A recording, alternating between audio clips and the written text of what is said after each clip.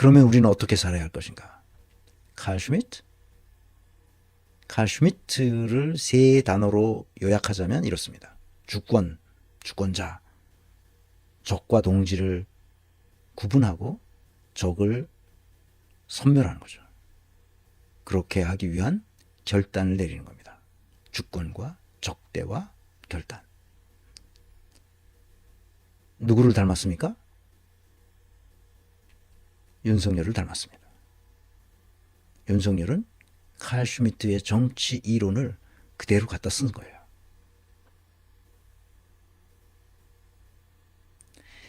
이 사람, 이런 방식의 삶이 우리 시대에 21세기에 한국에서 다시 나타났다는 것은 국가적 재앙입니다. 우리가 어떻게 해서 여기까지 왔는데 이것을 다시 뒤로 돌린다는 것은 있을 수 없는 일입니다. 왜냐? 칼 슈미트든 윤석열이든 누구든 간에, 국힘당도 마찬가지고 누구든 간에 이렇게 하는 것은 반인륜적 결과를 가져오기 때문입니다. 한나 아렌트가 있습니다. 정반대에 있는 사람이죠. 이 사람의 사상은 기본적으로 인간에 대한 신뢰와 인간에 대한 인류 역사에 대한 희망을 말하고 있습니다. 그리고 아우구스티누스, 고대 교부였던 아우구스티누스의 사랑 개념을 가져다가 우리가 해야 할 일은 무엇이냐? 사랑한다는 거예요. 사랑하라는 거예요. 무엇을 사랑하라는 거냐? 이 세계를 사랑하라는 거예요. 그래서 내가 이 강의 시리즈 시작하는 2022년 8월 5일인가 6일쯤 바로 그 주에 내가 첫 강의를 하면서 바로 사랑에 관한 이야기를 했습니다. 사랑, 무엇을 사랑, 어떻게 사랑한다는 얘기냐? 조직론적으로 사랑하라는 거예요. 구조와 시스템과 프로세스로 사랑할 수 있다는 거예요. SSPP. 그래서 마지막 P는 사람이죠. 사람이 구조와 시스템과 프로세스로 사랑하라는 거예요. 냉철한 사랑이죠. 바로 이런 신뢰와 희망과 사랑의 메시지를 우리에게 주고 있는 사람이 있는데 그 사람이 바로 이재명이라는 거예요.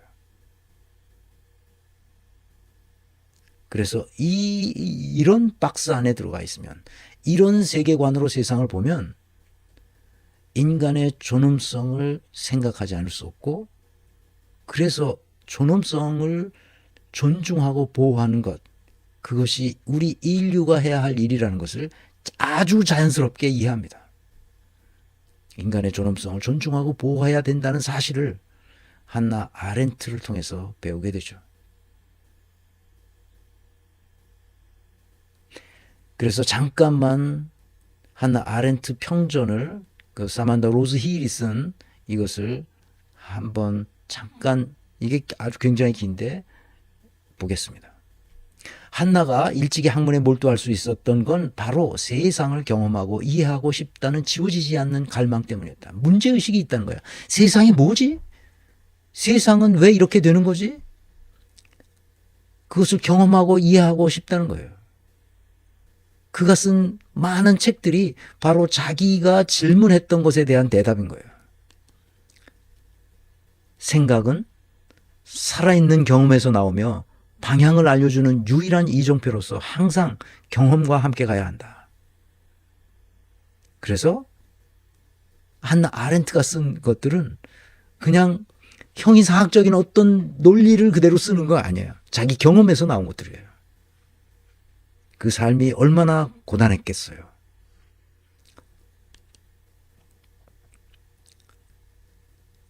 한나에게 사유훈련은 이해의 필수 조건이자 스스로 독일 철학의 전통을 깨고 나올 수 있는 유일한 방법이었다.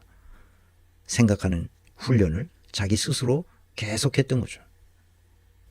그래서 아렌트가 우리에게 준 메시지는 아까 얘기했던 신뢰, 서로 희망을 공유하고 서로 사랑하자는 거지. 그게 뭐야? 예수의 가르침이에요. 너희 중에 믿음, 소망, 사랑이 있을 것인데 그 중에 제일은 사랑이라고 말했던 바로 그 메시지. 예수만 그렇게 했어요? 붓다도 똑같은 메시지를 인류에게 남겼습니다. 자비를 베풀라는 거 아니에요. 사랑하라는 거 아니에요. 왜 그런 사람을 우리는 못 보고 윤석열 같은 더러운 인간을 우리가 선택했느냐는 거예요. 왜? 칼 슈미트 같은 정치 철학에 몰두한 사람들이, 칼 슈미트를 그 이름을 알든 모르든 그런 정신세계를 가지고 있는 사람들이 우리 사회에 너무 많았다는 거예요. 다시 말하면 그런 정신세계를 갖도록 우리 사회가 몰고 왔다는 거예요. 그 길을 빨리 되돌려야 됩니다. 전체주의가 사람을 고립되고 외로운 개인으로 만드는 방법 가운데 하나는 체계적으로 현실과 가상을 구분하지 못하도록 하는 것이다. 이데올로기는 공포가 확산될 때 힘을 얻는데 이러한 이데올로기와 마주했을 때 분별 있게 판단하거나 생각하지 못하면 현실과 가상을 구분할 수 없게 된다. 여기서 외롭다는 거예요. 사람을 외로운 개인으로 만드는 방법. 외롭게 만들어버리는 거예요. 전체주의가. 그래서 그들이 외로운 개인들이 모여서 지금 전광훈 목사를 따라가고 있는 거죠. 외로운 개인들이 모여서 윤석열을 따라가고 있고 외로운 개인들이 모여서 그 손현보 목사를 따라가고 있는 거죠. 그게 바로 정치신학에서 추구하는 바예요. 그런 사람들을 모아가지고 질서를 만들어서 적을 섬멸하는 거죠. 공포가 심지어 전체주의 이전의 전제군주제 시절에도 모든 인간관계를 엉망으로 만들었듯이 자기 자신에게 이데올로기적 사고를 강요하는 행위도 현실과의 모든 관계를 엉망으로 만든다. 그들을 둘러싼 현실뿐만 아니라 주변인들과 접촉할 때 이미 그 준비에 성공한 것이다. 이러한 접촉들만으로도 경험하고 사유하는 능력을 잃는다. 신천지에 가도 똑같습니다. JMS 똑같습니다. 통일교 똑같습니다. 생각하는 힘을 마비시켜요. 그런데 가면 전체주의 통치에서 이상적인 주제는 강한 신념의 나치도 공산주의자들도 아니다. 사실과 허구, 즉 경험적 현실의 구분과 진실, 진실과 거짓, 사고의 기준이 진실과 거짓 또는 사실과 허구의 구분과 진실과 거짓의 구분이 더 이상 존재하지 않는 사람들이다. 생각을 못한단 말이에요. 무엇이 진실이고 무엇이 허구인지, 무엇이 거짓인지, 무엇이 참인지 거짓인지 구별할 수 없는 상태로 만들어버린다는 거예요. 네, 공병호 유튜브를 봤어요.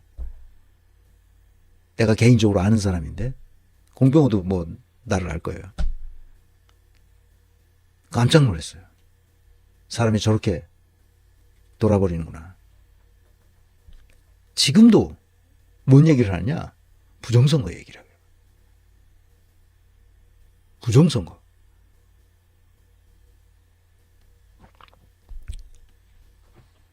그러니까 가상과 현실을 이해하지 못해요. 진리와 거짓을 이해하지 못합니다. 그걸 막 뒤섞어요. 한나는 마틴 루터의 말을 인용해 사람이 외로울 때 얼마나 최악의 결과를 가져오는지 강조했다. 외로운 사람은 현실이 아닌 상상의 뿌리를 두고 생각의 논리를 펼치기 때문이다. 외롭다는 것이 무슨 말이냐? 한나 아렌트는 이렇게 썼다. 그러므로 외로운 상태에서 자명하다는 말은 더 이상 지식을 나타내 보이지 않고 나만이 독자적인 생각이 발달했음을 보여줄 뿐이다. 전체주의 운동에서 가장 악명 높은 극단주의는 진정한 급진주의와는 거리가 멀고 이 모든 것을 최악으로 생각하며 이러한 연역 방식으로 언제나 가능한 한 최악의 결론에 도달한다. 현대세계에서 의미 상실은 돌아갈 곳 없음, 뿌리 없음, 외로움이라는 근본 조건을 특징으로 한다. 한나는 전체주의 기원 마지막 장에서 외로움이 모든 전체주의 운동을 초래한 근본 원인이라고 말했다. 그래서 적과 동지로 갈라졌을 때 적으로 되지 않기 위해서 가서 머리를 조아린 거예요. 왜? 외롭거든. 버려졌다고 생각하거든.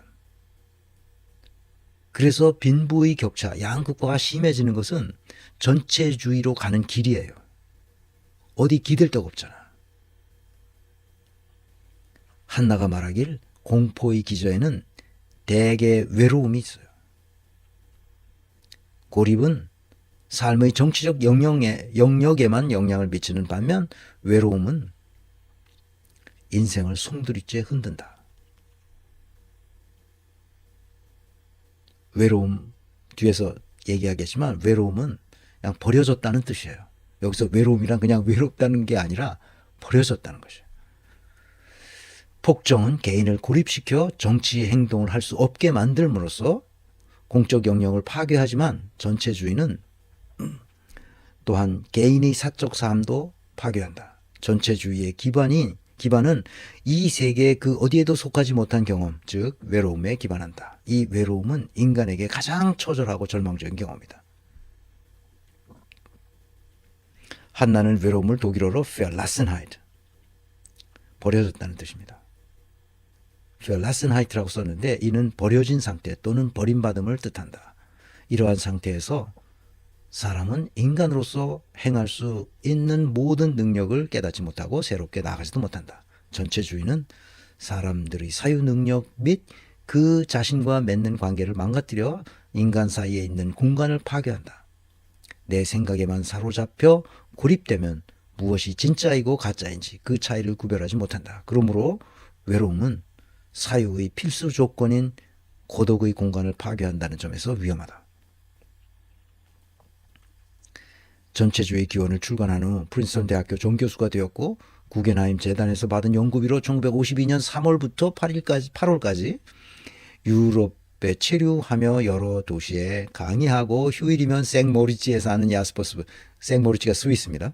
그 스위스에 가 있었으니까 그 야스퍼스 부부와 그 시간을 보냈다. 처음 유럽 방문 때와는 달리 한나는 유럽의 새로워진 풍경을 즐겁게 감상했다. 자연의 색과 건축물이 자아내는 아름다움에 깊이 감동한 한나는 풍경에 감탄해서 프랑스 드라이브라는 시를 블리혀, 자기 남편이죠, 블리혀에게 써서 보냈다. 하이니 블리혀. 나치에 저항운동하다가 도미한 후에 한나와 결혼했죠. 내가 왜 이거를 지난번에도 한번 이렇게 강의 때 썼지만 또 하는 거냐 하면 이 프랑스 드라이브라는 시를 자기 남편한테 보냈다는 거 아니야? 이걸 보면서 이 시를 한번 읽어봅시다. 프랑스 드라이브. 땅은 곳곳에 시를 쓴다. 가지런히 나무를 따놓고 우리더러 나아가라고 한다. 이 세상 곳곳을. 활짝 핀 꽃은 바람을 맞으며 기쁨을 누리고 푸른 연하고 나긋한 바닥에 싹을 틔우며 하늘은 파란색으로 물들어 밝게 인사하고 태양은 부드러운 체인처럼 회전한다. 한껏 취한 사람들, 땅, 하늘, 햇살, 나무, 봄마다 새로 태어나 전지전능한 놀이 속에서 즐거워한다. 나는 이 편지, 이 시를 보면서 내가 독일에서 공부할 때 생각이 나는 거예요. 한 2년인가 3년쯤 지났는데 그때는 이제 독일 대학을 졸업하고 이제 박사과정 들어가기 전에 좀 시간이 날 때 책상에 앉아서 공부하다가 문득 하면 내가 어릴 때 강원도 내가 어린 시절에 살던 그 초등학교 운동장, 교실, 그리고 막 그 운동장을 이렇게 구분 짓는 미류나무들이 이렇게 흔들리는 게 그냥 책상에 앉아 있다가도 그 생각이 떠오르는 거야, 자꾸. 그게 막 보여. 고향 생각이 나는 거지. 이 시를 읽으면서도 바로 나와 똑같은 느낌을 한나 아렌트도 여행하면서 느꼈다는 거야. 자기 고향 아니야, 사실 유럽이. 그래서 미국에 있는 자기 남편한테 이런 걸 써서 보낸 거죠. 다시 한번 얘기합니다. 그러면 우리는 어떻게 살아야 하는가? 칼 슈미트를 반면 교사로 삼아 한나 아렌트가 살아왔던 그 생애를 같이 반추하면서 우리가 서로 신뢰하고 신뢰를 확보하고 서로 희망을 이야기하고 이 세계를 사랑하는 삶을 살아야 된다. 그 얘기를 하고 싶은 거예요. 벌써 1시간 반이 다 돼가네요. 그래서 오늘 강의 주제는 처벌받지 않은 자의 위험. 처벌받았어야 돼요. 칼 슈미트는 처벌받았어야 됩니다. 그런데 왜 처벌 안 했을까? 미 군정이 뉘른베르크 전범 재판에 기소했으면 처벌받았어요. 그런데 기소하지 않았습니다. 왜 안 했을까? 그 이유도 있죠. 공산 진영이 독일을 어떻게 위협할지 모르는 절박한 상황이었어요. 뉘른베르크 재판을 할 때도. 그래서 가급적 보수주의자들을 처벌하지 않았습니다. 그래서 칼 슈미트는 살아나온 거죠. 어떤 처벌도 받지 않았습니다. 다만 교수 자격만 박탈해버렸어요. 그래서 아무것도 할 수 없으니까 나서 자기 시골에 가서 자기 남은 생애 동안 책을 쓰고 그랬죠. 그가 나중에 쓴 책들도 다 같은 부류입니다. 주권자가 예외 상태를 결단하고 적과 동지를 식별해서 그들을 처단하는 것. 그것이 정치라는 거예요. 이 정치 철학이 아직도 우리 사회에서 먹히고 있다는 사실에 놀라워요. 한나 아렌트는 공적 영역에 더 많이 참여해야 되고 더 많이 토론해서 민주주의를 회복시켜야 한다고 주장하죠. 이것이 한나 아렌트의 민주주의에 대한 간절한 희망입니다. 왜?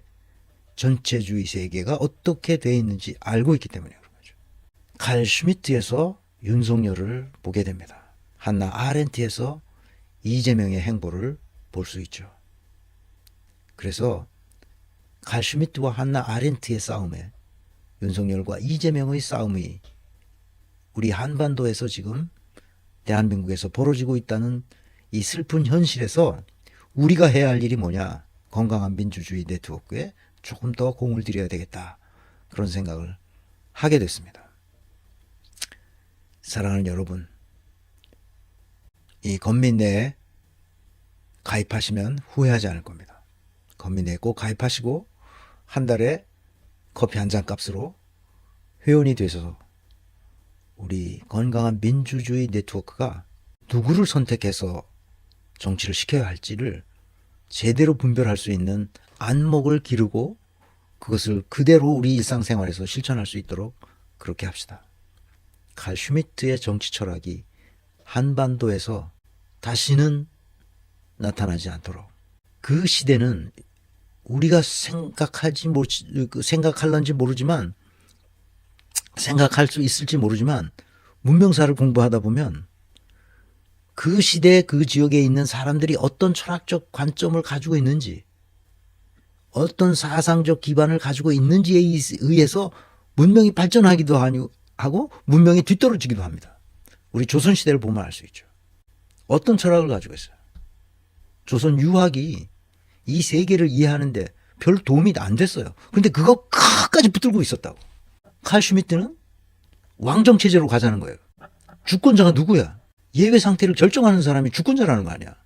대한민국의 주권자가 윤석열이라고 생각하는 거야. 말이 돼 이게? 그러니까 친일파들이 아직도 준동하고 있다는 거예요. 곳곳에서 친일파, 주술파, 또 아천파 이런 놈들이. 그래서 내가 잃어버린 10년이 대한민국에 오겠구나 이런 비관적인 생각을 하다가 안 됐다. 이거 어떻게든지 힘을 내서 이거 다 정리해줘. 빠른 시간 내에. 그리고 다시 민주주의를 향해서 뛰어야 된다. 그런 생각을 하게 된 거죠. 다시 이런 일이 일어나지 않도록 하려면 우리가 아주 뿌리 깊은 나무가 되어야 됩니다. 그래서 오늘 강의는 여기까지고요. 다음 시간에는 윤석열 현상 국가적 재앙인가? 국가적 재앙인데 이것을 어떻게 볼 것인가?